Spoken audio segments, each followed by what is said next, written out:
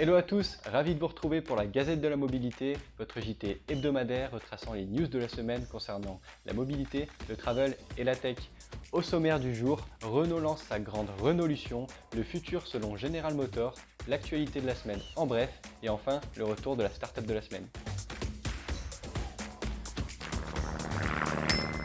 On commence avec Luca de Meo, le PDG de Renault, qui annonçait son vaste plan de relance du groupe, baptisé Renaulution. Celui-ci se déroulera en 3 phases et impactera toutes les marques afin de restaurer la compétitivité d'ici 2025. Résurrection, rénovation et révolution pour faire du groupe un acteur majeur de la mobilité et de la tech, avec pour objectif principal celui de passer d'une approche de volume à une approche de qualité. Ce plan d'action sera la porte ouverte à l'innovation avec la sortie de nouveaux véhicules électriques et l'essor de leur branche mobilité nommée Mobilize. On vous met bien entendu tous les liens en description. On continue avec General Motors qui dévoile 2 concepts innovants sous la marque Cadillac lors du CES de Las Vegas. Le premier est un eVTOL, un aéronef électrique, grossièrement un taxi volant monoplace, à décollage et atterrissage vertical, ainsi que le développement de leur propre navette autonome. Le constructeur automobile a aussi annoncé la création d'une nouvelle division nommée BrightDrop, chargée de mettre en place un écosystème de véhicules de services dédiés à la livraison. Le but étant d'aider les entreprises à optimiser leur logistique et leurs services de livraison via différents produits, comme par exemple le premier véhicule EP1 qui est conçu pour transporter facilement des colis sur de très courtes distances, comme par exemple depuis un entrepôt jusqu'à une maison ou depuis le véhicule de livraison jusqu'à la porte d'un client. Le second véhicule qui sera commercialisé est le V600, un utilitaire électrique léger conçu pour la livraison sur de plus longues distances.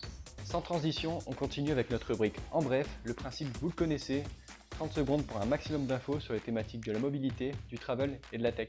On commence avec l'entreprise TravelPerk qui a racheté la plateforme américaine NextTravel afin d'accélérer son expansion vers le marché américain. Nouvelle équipe, nouveau nom, nouvelle identité visuelle, la TMC Bleu Voyage repense sa stratégie afin de devenir Bleu Business.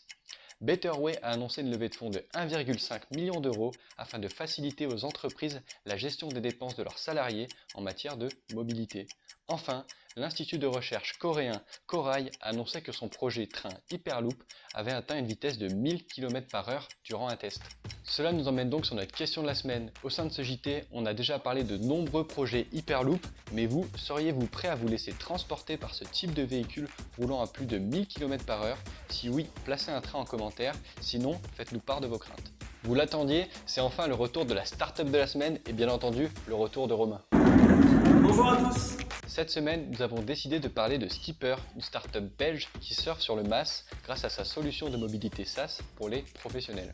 En effet, elle combine une application mobile afin de faciliter les déplacements intermodaux des collaborateurs, fournit également une carte de mobilité pour accéder à de nombreux fournisseurs de services de transport, comme pour par exemple payer son ticket de transport ou encore remettre de l'essence. Et enfin, elle donne l'accès à une plateforme de gestion budgétaire permettant ainsi aux entreprises de gérer leur budget mobilité.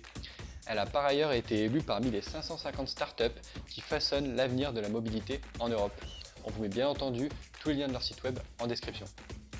Et voilà, la Gazette de la Mobilité c'est déjà terminé. Comme d'habitude, si vous pensez que ce contenu vous a apporté de la valeur, n'hésitez pas à liker la vidéo, à répondre à la question de la semaine en commentaire.